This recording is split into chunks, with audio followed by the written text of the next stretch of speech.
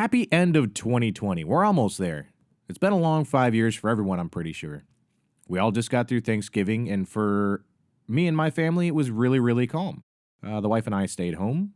We were on FaceTime with the family, talked a little bit, had a little bit of food, just nice and chill, relax. Very different, but very calm. I appreciated that. But I'm sure everyone lately has been going a little bit stir-crazy inside their houses with this shelter-in-place stuff, especially if you're not working right now. And especially if you're not working because you couldn't work because of COVID, and now you're struggling. We're in a bit of a bad situation here in the United States right now. But we'll get out of it eventually. We just got to buckle down and, I don't know, hopefully just this cure comes out soon. God dang. You know, it seems like every week I find out somebody else I know got it. Just found out that a very, very close friend's parent got it, and, you know, she's a really healthy woman. She's not a senior. She can be okay, but, I mean, we all know that she's in for a bit of a ride right now. Because I don't know a lot of people that got it, and then they were like, yeah, no big deal. Yeah, fine. Now, when everybody's getting COVID brain and some weird shit, and people aren't going to be right after this. So, fuck, it needs to get over with. I hope I don't get it. I really hope nobody else I know gets it. Just stop. All right, well, that's enough being fucking sad.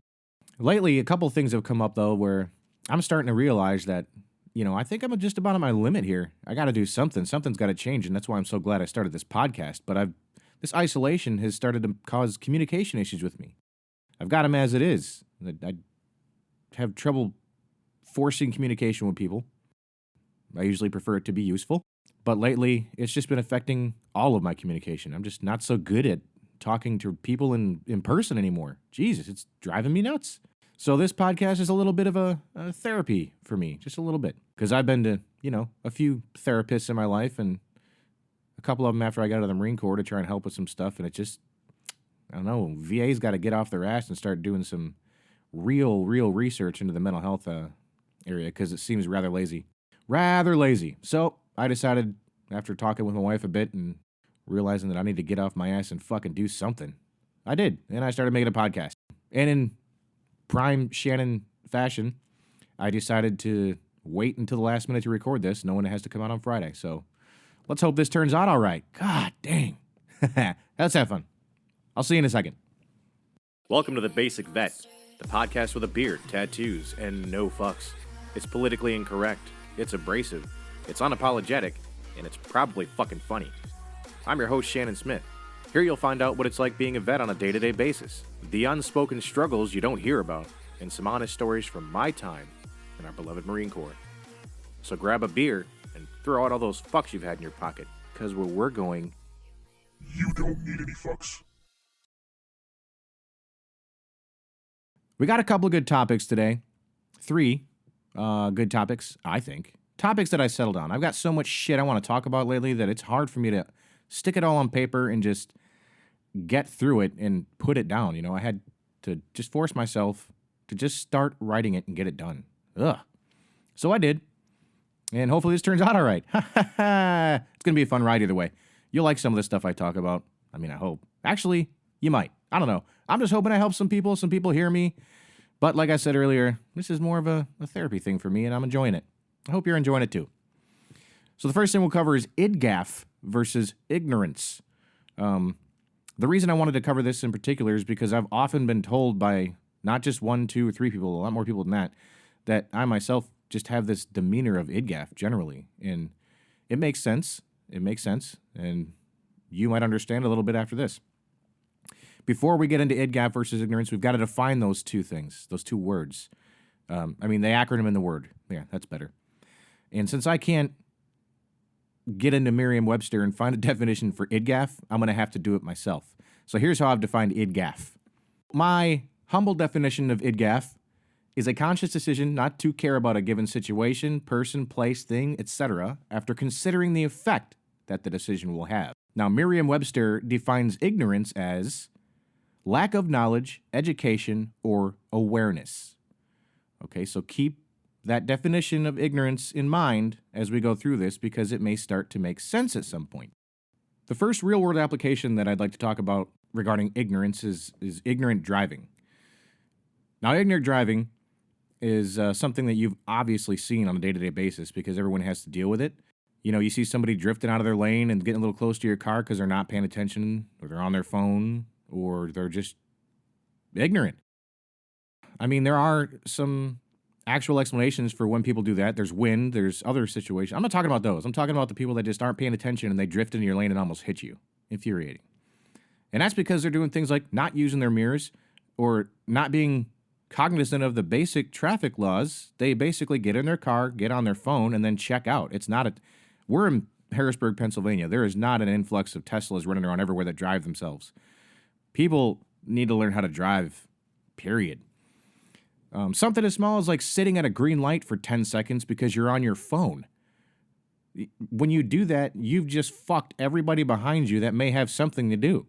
Sure, maybe they don't, but maybe they do. And it's all because you just sat there and were unaware that the light was going to turn green, even though you were waiting for it to in the first place. You stopped there. You knew it was a red light. Now you should know it's a green light. And here in Harrisburg, they got this thing, I heard it on the radio, PennDOT released it, saying that when the light turns green, you should wait a second.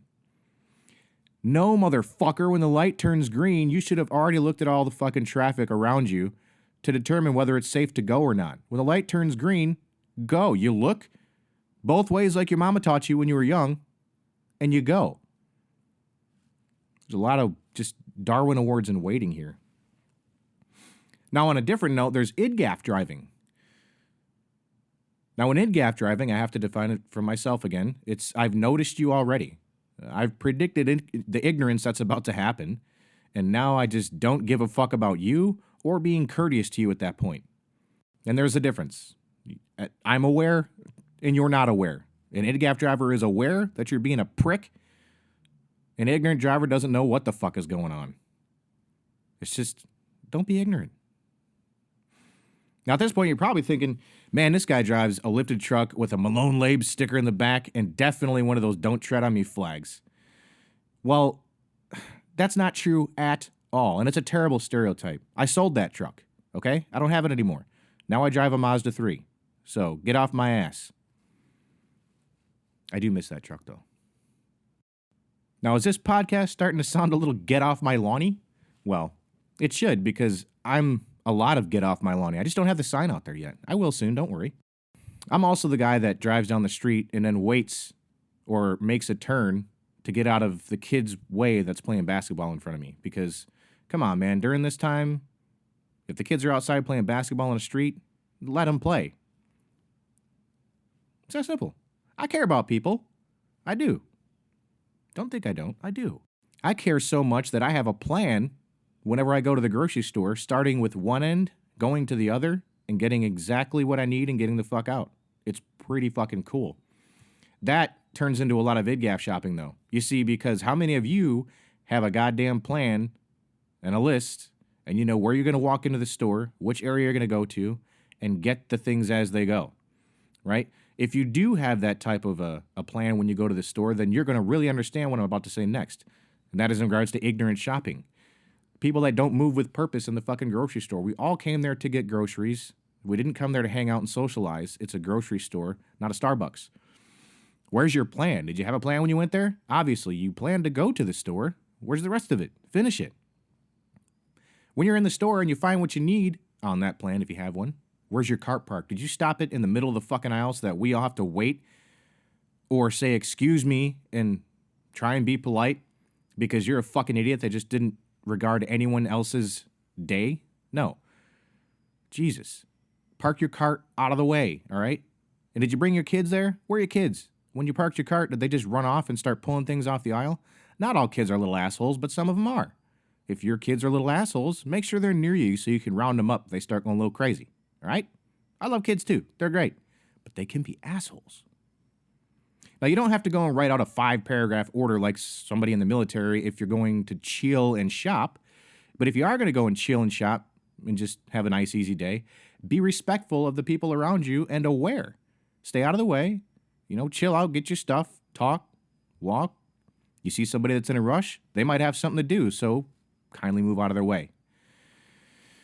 Oh, it's not that hard. It's just a simple case of mildly giving a shit about your situation and then study how you could be better as a person. What the fuck else are we doing right now besides trying not to get sick? All right? Make yourself better. Now, I'm really talking about adults that are out of college and they should be well on their way to having an organized life of some sort. And even if you didn't go to college, you can self-educate. In this day and age, we've got YouTube, we've got Spotify, we've got Audible, we've got all kinds of places that you can go for free and learn things. Just learn them. It doesn't have to be something you're necessarily interested in. Just learn something you're not interested in. That is hard. It's useful too. Anyway, open your eyes. Act like your actions affect someone else, and then generally you're fine. It's really not that hard. It's not that hard at all. All right, now let's move on to a little bit of humor. Let's spice things up just a little bit. Inject some funny into this crap, right? Let's talk about some myths. Some shit you probably heard that may or may not be true. The first one's that people that join the military are just too stupid for college, so they join the military. Well, there are some people that couldn't make it through college that joined the military, but they still wanted adventure in their life and they wanted to do something cool, so they joined the military. Or some people were another type of stupid and just joined the military even though they shouldn't have. They're there. But generally, most of the people that I served with and met while I was in and meet to this day were very intelligent people. As a matter of fact, if you wanted to go into something like MARSOC, Special Ops for Marines, their motto was engage your brain before the trigger. And I had to do a couple classes for those guys, and they are unreal intelligent. They're on a whole nother level. It's crazy. So there's a lot of smarties in the military. Don't let them fool you. Part of the way that they decide which job they're going to be able to get is their ASVAB tests, something that you probably took in high school if you're here in the United States. But if not, and you want to join, you've got to take the ASVAB test, period. Basically, it's a kind of SAT-ish. It's just Armed Services Vocational ASVAB Battery, I think, or ASVAB. Armed Services Vocational Aptitude Battery. There we go. Get rid of my inner retard real quick. So that's the ASVAB test. And what it does is prove to them how trainable you are as an individual. So what can they train you with? Are you going to be easy to train? Are you going to be hard to train? Once they train you, are you going to be smart enough to learn things on your own? And there's all kinds of different areas they test you in, which in your regular test score also breaks down the line scores. So it's a lot like the SAT. They know how to test. It's just some branches have lower test scores that are mandatory to be able to get in. That's all. And they do have, they handle lower scores with jobs that they can handle. They try not to put them in places where they just aren't going to thrive, but it does happen a lot. You also have this thing called the D-Lab test when you go, if they so choose or you show interest, you can take. It's another aptitude battery, but it's the defense language aptitude battery, and it teaches you a gibberish language, and at the end of the test, you have to demonstrate your knowledge of the language you just learned, and it's not real, and I want to take it for funsies. But let's just say you get in and you were a little too stupid for college. There's all kinds of opportunities to get college education without even using the GI Bill or post 9/11 GI Bill that you get when you join after a certain period of time. When I joined, I had to pay in my $1,200, and then I switched to the post 9/11 later. But besides the point, you can take college on deployment even. I was stuck on a boat forever, and I decided to take, I think it was like 3 classes during deployment. One of them was Western Civ, and that was super cool because we stopped in Greece and got to see some of the things that we actually just learned about. Our teacher was kind of a dick, though, because I remember him telling us, if you see me out in town in the port, stop me and I'll go show you some stuff. So we did see him, Mr. B, out in the port, and we said, hey, let's go hang out. And he was like, yeah, all right, and he just kept walking. That son of a bitch. But I respect that. He was a civilian making a shitload of money on a free vacation just about. Have a good time. The next one is about looking for a handout. People that join just because they want a handout. I have never once served with any single person that only joined for a handout, because I'm sure they exist, but they're weeded out quickly. They're easy to spot. They're shitbags. Complete shitbags. So, not a problem there. That is a myth. Now, the third one is a little closer to home to me, because the third one is avoiding jail. And there's plenty of people that join the military because the judge said, get out of town. You're going nowhere. I was one of those kids. But instead of just joining the Marines after the judge told me, I know your name now and it's not looking good, join the military, instead I walked out of court and paid my fines and tried to turn my life around without the Marines first. I went back to college for the second time and tried it again. But this time, I think just before the end of my first semester on my new degree, I decided to join the military. So I had to hurry up, make sure that I got all my tests right so I could at least get the credits for that whole semester and then leave for the military. So I left college because that shit was just boring as hell. I needed some fun. And I was with a lot of people that did the exact same thing. They just wanted some fun. Avoiding jail is real. It happens. And one of the reasons that it works for people sometimes is that it does reform them, because the military doesn't just take a recruit and then say, you know what we're going to do, make you a shitbag and then give you back. No, their job is return them, not really reform them, but return them to society better than they were found. Period. So you can't be mad at that. The other thing is that it gives them a sense of belonging. I got a sense of belonging that I needed badly in the Marines, and it helped fix me. And I only met a few people in the Marine Corps even that had a criminal history before they joined. Only a few. So it's not what you think. Oftentimes it's not what you think. Do a little more research and get some more answers on that. But are there some crayon-eating idiots? You're damn right. You are damn right. So the military can be a really good thing for a lot of people. It can be a really proper thing for a lot of people. And it can be a really bad thing for other people. Some people are made for it and some people aren't. Don't listen to the ones that aren't, because they generally don't have good opinions. Now I wonder, I'm thinking, are any of you possibly considering joining the military at this point? If you are, pay special attention to this next sponsor. Do you want a free college education? Do you want to climb a mountain and slay a fucking dragon? Do you want people to bow to you in public? Do you want discounts at random places? How about free healthcare?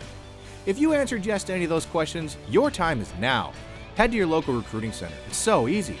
Get ready for an exciting life filled with getting screamed at and not knowing why. Being way too hot. Being way too cold. Jerking off in porta-johns in 110-degree heat. Getting told to get ready and then waiting for hours wondering what the fuck you're waiting for. Having severe intestinal issues and nowhere to take a shit. All while living in close quarters with a couple hundred guys that all smell like ass. The only thing you'll be asking yourself is, why didn't I do this sooner? So call your recruiter today. Jody's waiting. All right, I think I've covered about enough for this episode here. Do you feel a little closer to IDGAF? Everyone can use a little IDGAF. More awareness and less sensitivity for sure. You know, we're a really young country in the United States. We are a baby. We're learning. Jeez. Have you ever researched other cultures and why they're so angry and just generally not as happy? Because they're not sensitive at all. Because those old-ass countries and cultures has seen some shit. And it's really hard to trigger those people because they've all seen some shit. And they're just laughing at us. So don't contribute to the problem, please. Contribute to learning about who we are, about where we need to go. We can all be better in that aspect, all of us. Things today, like the trigger that I just mentioned, trigger. I hate that word trigger. Are you triggered by trigger? Fuck. You know, when you get a trigger and you are triggered, it means you get set off. You get angry. You fly off the handle. That's basically all it is. Just use a different word for it. But when you fly off the handle, and especially if you're triggered into an argument, you have no articulation at that point. You lose your articulation. You don't sound intelligent anymore. Well, you can if you do that on a regular basis, but if you don't, your fight or flight kicks in, and you either start screaming like someone that doesn't know what you're talking about, or you just look like a complete mess. Yeah, I've been there a lot. So if I'm going to get engaged in something, I'd much rather just be calm. I don't look like such a fucking idiot at that point. You know what? I'd like to close this episode by thanking someone else for their service today. I want to thank Amazon. I want to thank USPS, UPS, truckers, train engineers, anyone that's getting those goods around, especially during these times of Christmas coming up. Thank you for your service. Thank you for signing that dotted line to make sure we get our packages and our smiles on time or close to it. Now, I brought that up because the other day I was having a particularly bad day. I won't get into it, but I got a phone call that just one of those day ruiners. So I was already set off. I had to go to Giant, the grocery store here, local grocery store, and I walked in, and there's a UPS guy trying to rush out the door. And as I walked in, we both got in each other's way. So we did the little shuffle where you move, then he moves, and then he moves, and I move. So I finally just stepped back and I said, no, you go. You guys run the world right now. Thank you for your service. And it just made his day. He got a big old smile on his face and he took off. That might have changed his day or week. I don't know. I like doing things like that, but it certainly changed my mood. So yes, I selfishly thanked him for his service, and it put me in a better mood because I put him in a better mood. Try it sometimes. Do it once in a while. But if you do it to a military person, make it unique. Make it unique. All right? Because thank you for your service is bless you for a sneeze. No more bless yous. Okay. Now, next week, I'm going to focus on some funny true stories from some people that I served with. Before I do that, I got to get their permission because what you're going to hear is, well, some people might not want that told about them, but there's some pretty crazy stuff from deployment, others, stories that you're not going to have to be affiliated with a military with to appreciate. And now that I have Mushmouth, it's a great idea that I'm wrapping up this damn episode. But what I'm not wrapping up is the entire show. Since I just started, and since I've got about 3 listeners, then I'm going to keep releasing these up until December 25th. Yes, that's right. I'm going to drop one on Christmas Day. And like I said, I'm just getting started, and I'm learning, and I got to get this experiences in. So I hope some of you laughed. I hope some of you learned. Now, kindly fuck off. To everyone that listened to this podcast, thank you. Thank you for taking that time out of your day to listen to me bitch, babble, and complain. I really appreciate it. But all of my active duty friends out there, I want to say thank you for signing on that dotted line so that I can continue to enjoy my freedom and be a lazy fucker that just records his voice into a microphone all day and put it on the internet. And to those of you that say, just let it go, I say, fuck you. I'm never letting go of my commitment to excellence. And don't you let it go either. I'm out.